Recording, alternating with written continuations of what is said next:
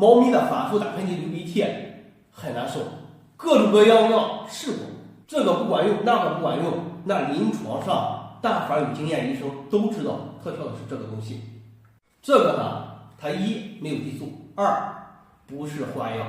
它是脾脏水解物跟肺的水解物为主要成分，动物源性的。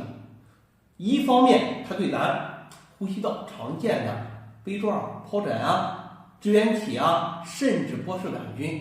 都是有效的。它是一个广谱抗致病微生物的，而且一个主要作用，它能修复这个呼吸道，让恢复正常功能。当然了，出现了这些症状的时候，肯定要加上辅助消炎的，所以也给咱带齐了。第三，分泌物比较多，就像人感冒了，我要擤擤鼻涕，猫擤不了，那怎么做？要把这分泌物给冲洗出来，这才是一整套的治疗方案，而不是我去摁着多西环素、苏诺这些消炎药，整天我去吃，没有什么意义的。简单医治一下症状，停了接着就犯，没有从根源上解决。所以咱发货的时候